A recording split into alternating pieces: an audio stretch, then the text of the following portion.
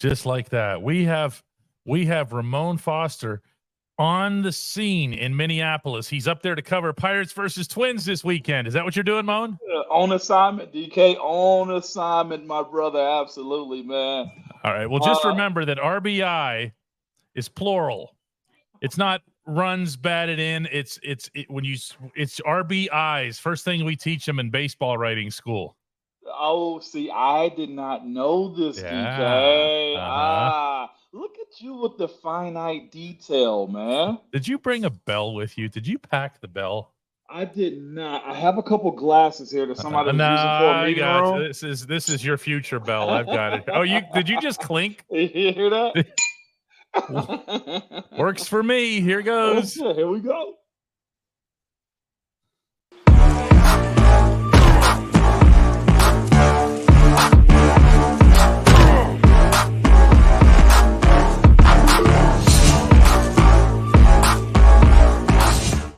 Welcome, everyone, to a new Ramon Foster show. The Steelers and the Bills are going at it here in Pittsburgh tomorrow night, 6:30 p.m., the only home preseason game on this schedule. Moan, first thing that pops to mind, what do you want to see? Please don't say a win.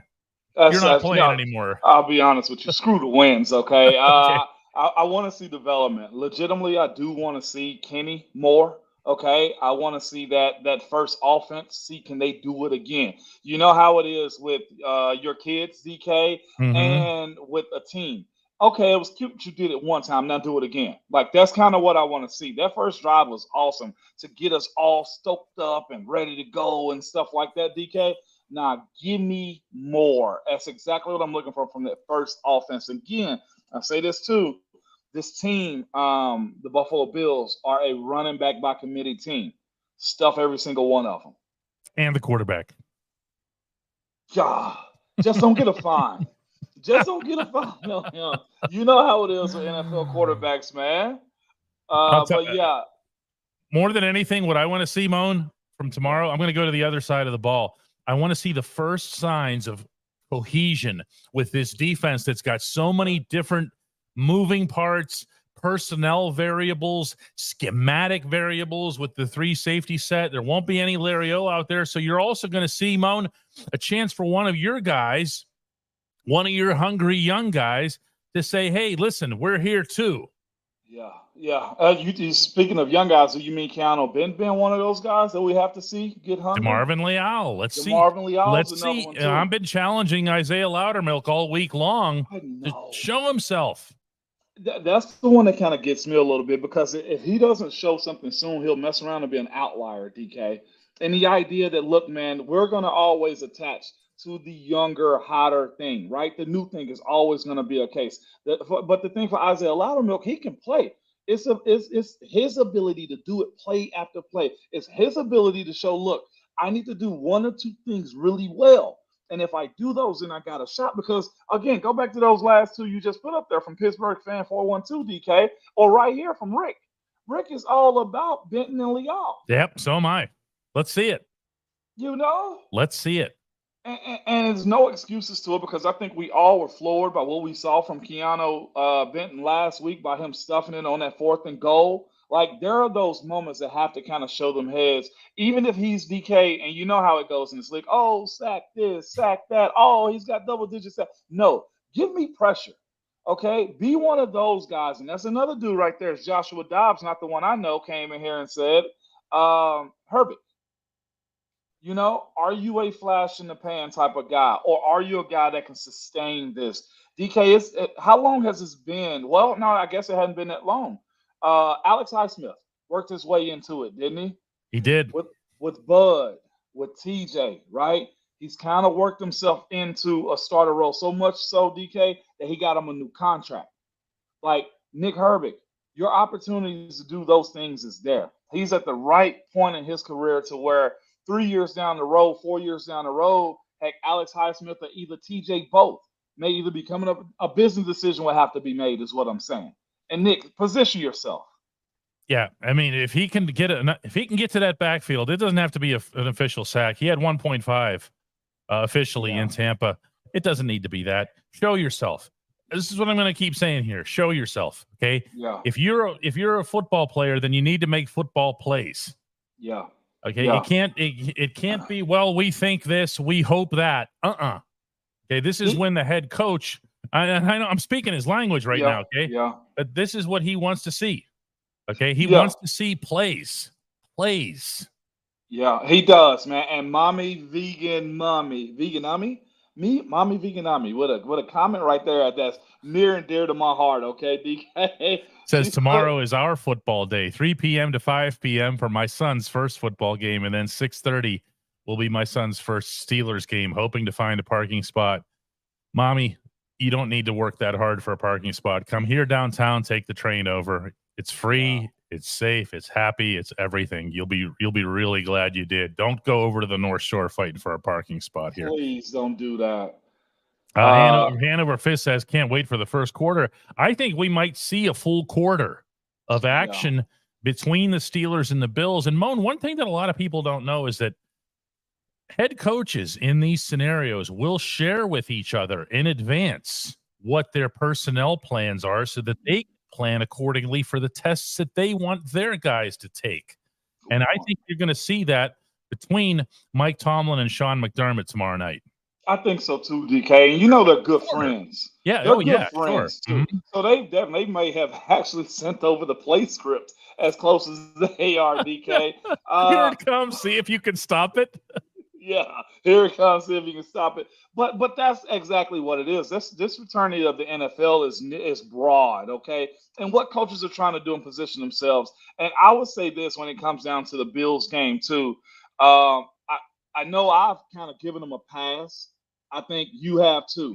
But there's one guy in particular, DK, that I do want to say something about, especially going into the second game, and that is Najee.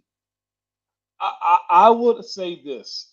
I do kind of want to see the wheels turn a little bit more. I do, either if he's a running back by reps, you know what I'm saying? He needs a high volume.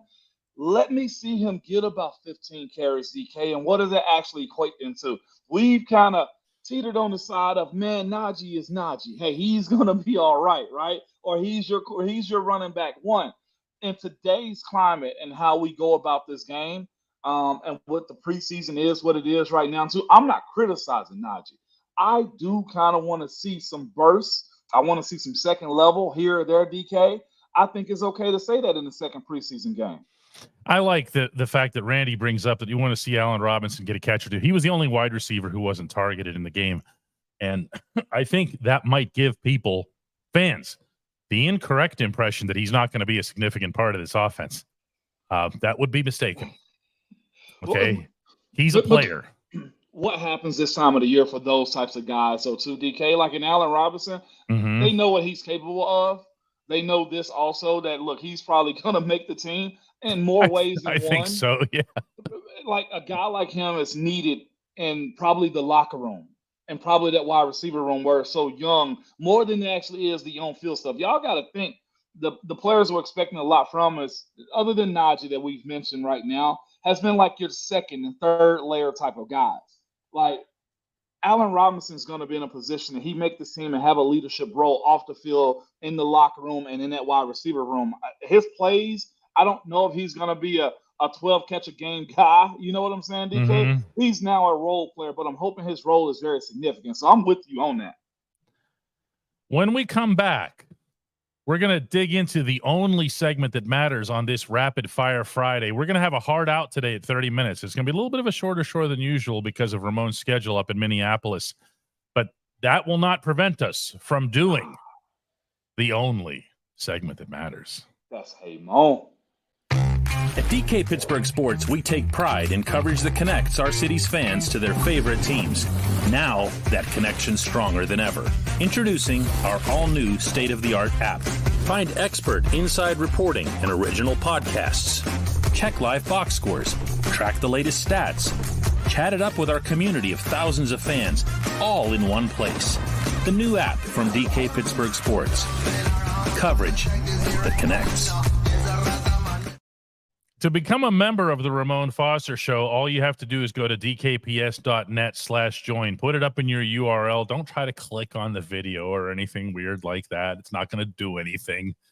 I might pause it or something. It definitely won't get you a membership. Put it up in the URL and make it happen up there. I believe we just got a member in here a little bit ago. We did. Want to make sure that here he is, Mr. Wires. Mr. Wires wasn't with us before? Man. Man, you never know, huh? You never know, DK. Rapid Fire Friday. Get this one started. William McDuffie says, hey, Bone, where are you at?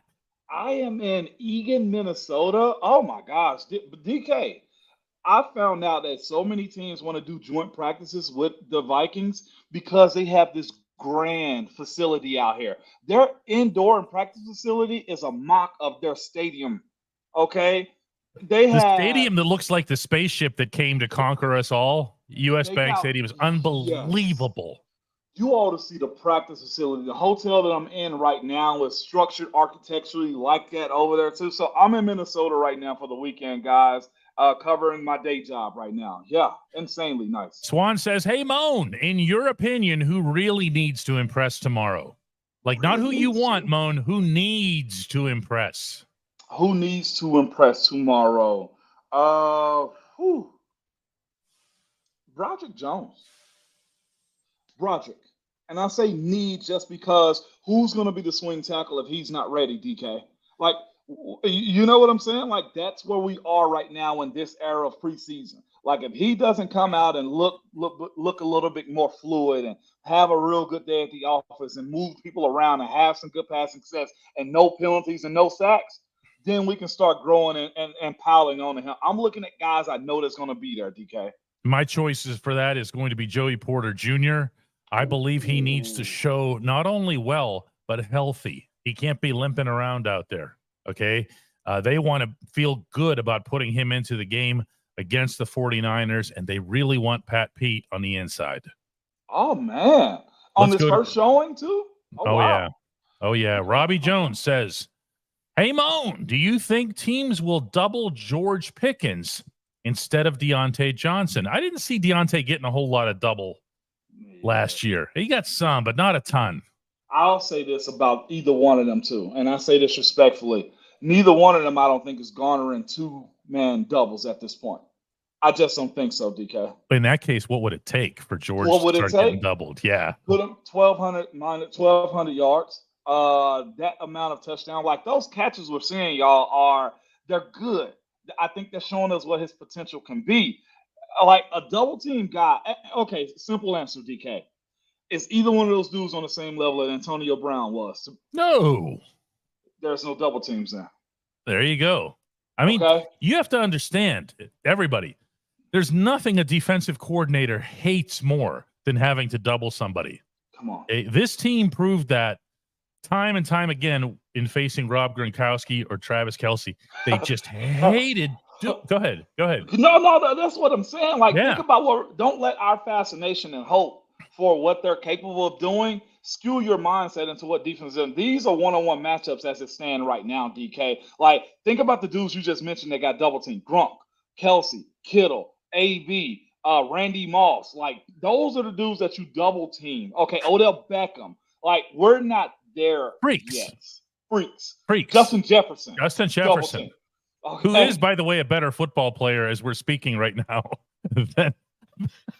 than George Pickens is. I love Ryan. I do. I love him. And I'm hoping that I hope he gets to that point. Well, RC did clear it up the next day on Twitter. He said something. For anybody who doesn't know, Ryan Clark said that George Pickens is more talented than Justin Jefferson. And then he came back the next day and said, listen, people, who was it that he said was more talented than Tom Brady? No, he said there's a quarterback who was more talented than Tom Brady, but Tom Brady's the greatest player who ever lived. So use it in that context. Can't remember who the quarterback was. Twiz comes in because of course he does and says, hey, Moan, what do you think about this comparison? George Pickens is Martavis Bryant with less speed but more combat catch ability. I would agree with that. Well, I think that's pretty good, actually. Nobody was as fast as Martavis. I was ready to rip this one. Nah, if we're looking for terms of endearment that we can, move one to another, I much rather say George Pickens is closer to what Martavis could have been with less speed. Twiz, you hit it head on to me in that one right there. And I would say this: Tay would have moments where the ball is right there and he don't catch it type of points. George Pickens has shown that if you just put it in the air, he's catching anything out of the sky. He'll find it. It's part combat catch, but there's more to it than that. I think it's more about, it's more that athletic ability too. It's that stuff that I remember when I described that one crazy play in training camp in the end zone where he went down low. And the ball skipped off Patrick Peterson's forearm, and he's just focused. Yeah, he's more on the ball, and I mean that not in the punny sense. He's more on the ball than I think any receiver that I can recall other than AB. By the way, I see somebody just asked this too, DK. What was Martavis 40? I didn't realize it was that fast. Oh, Martavis, ridiculous. Yeah. You know why you didn't realize it? Wow. It didn't look like it. Because it was just because his strides were he was just a gazelle. Yeah, oh my gosh. 4.42? Byron Nelson says that this game should be a competition between Mitch and Mason for quarterback too. It always is. Byron is what I would tell you. By the way, DK had that link up here. You can join. You can get away from the uncle's tables. You submit those questions. But DK, what I would tell you this, Byron, is I think it's settled on who's number 2. I look at this and say I think Mason's a solid 3, and I think Mitch is probably going to end up being your number 2. Either one of them making the roster, I think, is a positive for us. You know, people took sides in this Mitch versus Mason thing. Just they treat it like politics. Like, just let it go. If I took if I made a compilation video, and I'm not this mean, I kind of like Mason actually. Okay. Yeah. And if you made a video of every single snap he took Friday night in Tampa that was not that bomb to Calvin Austin, you'd actually want to cut him. Yeah. But people remember the bomb and, oh, yeah, I want that. I want that. Well, it's not that simple. I will give him credit, though, because the line wasn't that great in front of him either. A lot of the time he was under duress. So all of that goes into play, man. That's so true. Much. It does. William McDuffie says, hey, Moan, our running was lackluster last week. Do you think they'll stack it up this week? Would you do that? That's why I kind of asked I want to see Najee. I know I saw somebody, I think it was Joshua Dobbs in here that said, whoa, 15 carries? DK, that ain't outside of, I'm not too proud to ask for that. Are you? Like, I think 10, 12, 15 carries for Najee's not a bad day at the office, DK. I kind of want to see it. I'll lay on that one. I'll go with 5 or 6, You'll go with 5 or 6? But okay, so what I think we're okay to ask this question. What is that production going to look like? 5 or 6 carries for 30 yards, 20 yards? Just put a 4.0 average up. Just look. Get one that looks like Jalen's the other night in Tampa. The 10-yarder where he bounced off. He was pinballing. That's the thing, though, DK. He isn't that style runner. He's very much Alabama Derrick Henry. Is running back volume. Which look at what Rick says here. Rick has it nailed. Najee needs 2 or 3 6-yard bursts. That's it, because that's what he does. And that's the reason that I was saying earlier in the week when somebody brought up Najee's expectations for the year, and I was like, "How are you going to do that without ever breaking big ones?" Which he doesn't, and he didn't in college. So it's that. I see Matthew Kenny in the comments saying, "Coach said he's saving." Which is wise. I do know Coach Tomlin does that with his star running backs. We tried that time and time again with Le'Veon. Remember what was our motto? Just get him to the postseason. You remember us saying that? And then he'd get hurt in the postseason, but that's enough of that. Walk me down that alley, DK. Walk me down that dark alley, man. Guitar and Friend says, why is the long snapper Christian Kuntz not on the depth chart on the O-line for center? Is long snapper that specialized from the center position? It's a good question. It is. Yes, it is.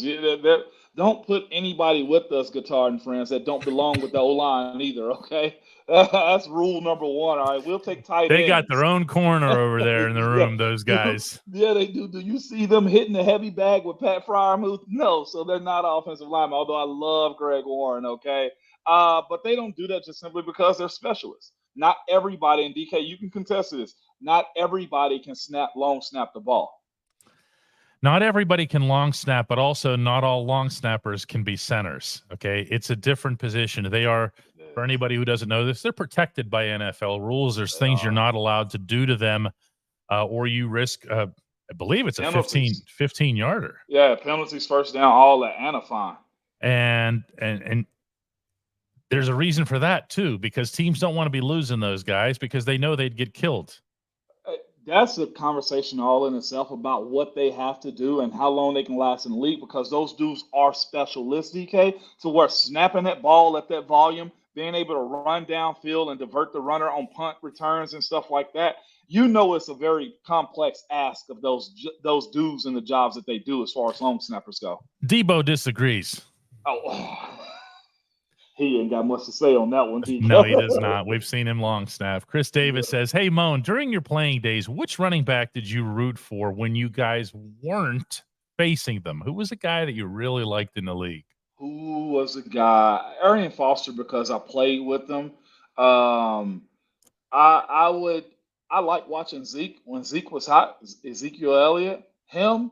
Man, I saw what's his name, man? Adrian Peterson run and stump on his man back and continue running for a friggin' touchdown. AP all day, whatever you want to call him, ADAP. I loved watching him running from the sideline. Oh, man. Adrian Peterson, when he broke in, he had almost an Earl Campbell. I'm going to really date myself here to the Houston Oilers reference here, but almost an Earl Campbell scope impact on the league where he was must watch, whether it was on television, in person, or whatever. And, I guess I have to make the obligatory London reference on every show now, but that's who you faced over there too. And he was still AP at the time, although you guys did a pretty decent job in limiting him. What are you laughing about? Oh, that. Denny says the only table James Harrison is not allowed to eat at. No, not that one. Joshua Dobbs figured it out. Willie Gay doesn't like AP at all. I don't get it. Am I missing a joke? He ran over and put his foot in his chest. Oh, we played right. Them maybe 2010. It was one of those 12. Well, you played him in London. No, but this happened in Pittsburgh. I've never seen that, and Will Gay bounced back from that in a very good way, DK. But he absolutely hurt my guy, man. Again, everybody gets God. That wasn't Will Gay's day. Yeah, we're really picking on now. Here it comes. I thought I was the only one to remember that, DK. Big play. Willie Gay is getting stomped here in the comments too. Chris Dolnack, a businessman in his own right, reminds me that it is time to take care of the three chefs. Almost forgot about that. Can't do that. Cannot do that. You know why, Moan? Because at the Get-Go Cafe and Market, quality is at the core of every menu item. 3 expert chefs, one of whom is named Chris Dolnack, apparently, fine-tune every detail so that every sub, burger, salad, wrap, drink, and app is crafted for what they refer to uniquely as craveability. Not even a word. Order your favorite entry at the Get-Go Cafe and Market today. Better believe it. Yeah. Oh, y'all got to get off my guy, Will Gay, man. He didn't ask for that, man. Come on.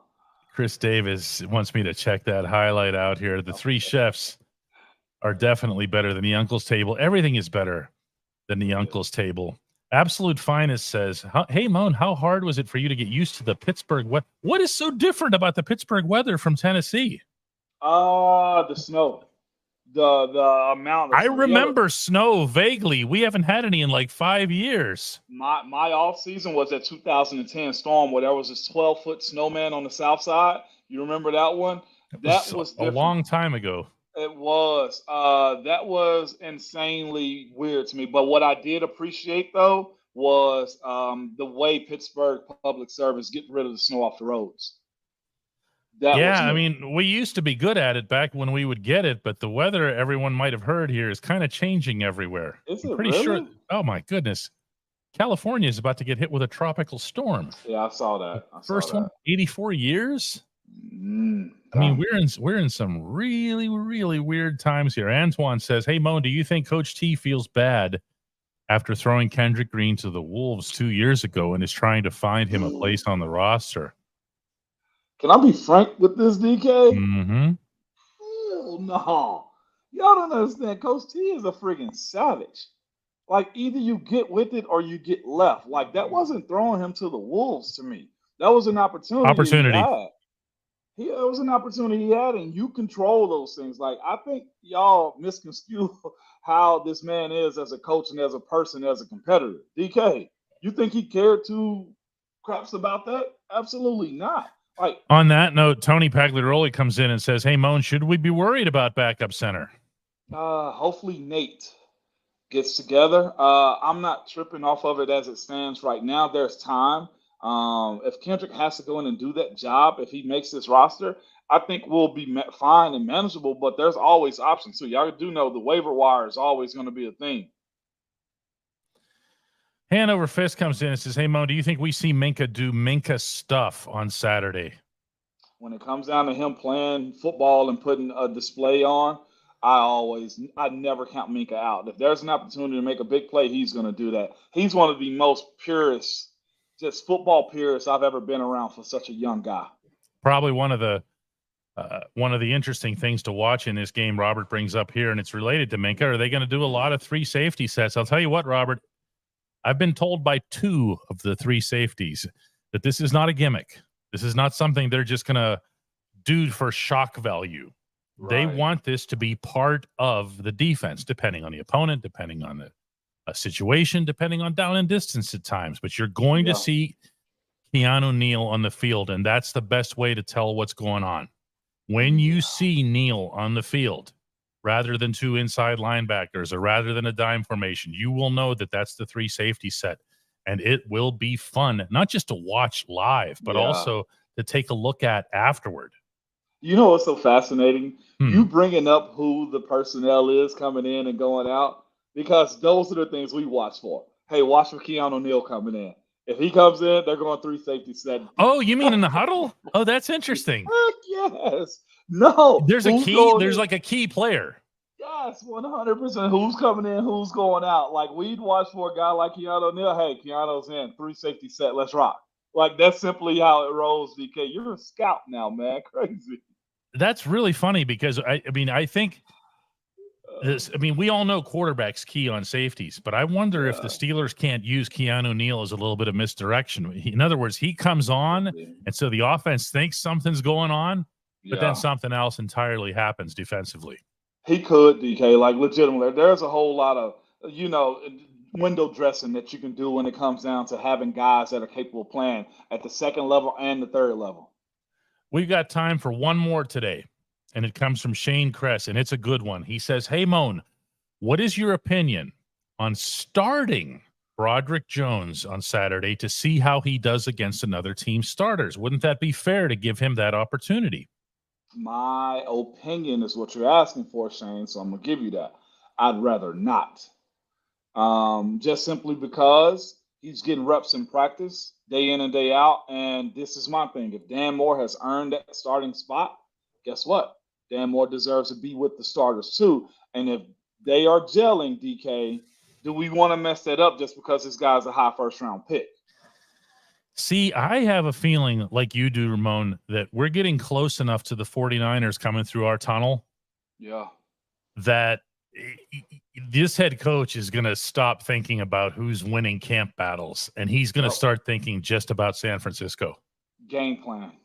And right now, if he has his first team offensive line together and Dan Moore is part of that, and then he's going to do what?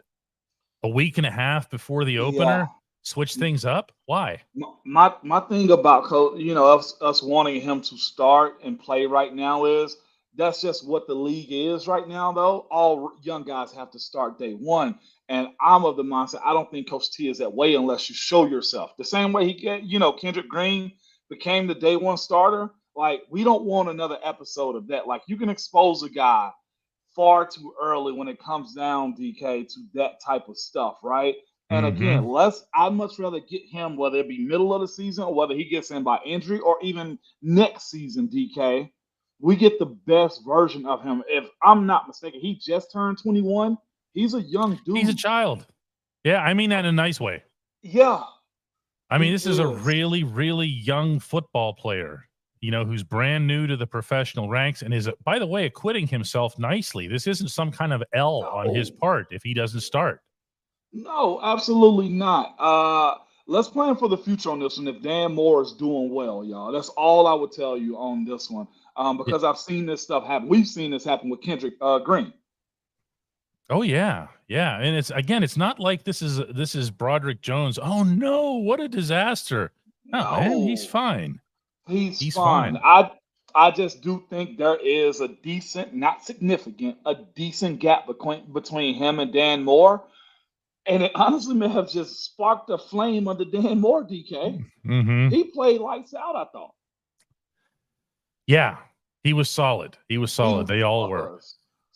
We have made a 30-minute promise here to Ramon. He has somewhere to go. It was wonderful, Moan, that you were able to hook up with us on the road in advance of this game. We will be back with this show on Monday to talk about everything that happened in the Bills game. So until next week, everybody, thank you so much. Peace, good people.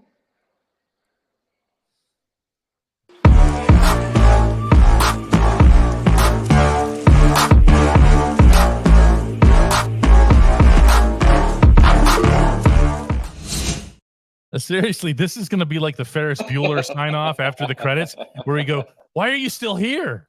Why are you still here? I saw somebody said, bye, Ramon, with a tear under their eye. I didn't know we had that effect, DK. I don't know. It was quality koala. Yeah, no, go take care of business, Moan. We'll hook up with everybody on Monday, all right? Let's rock on Monday, man. Close eye on this game, too. See y'all. All right, bye-bye.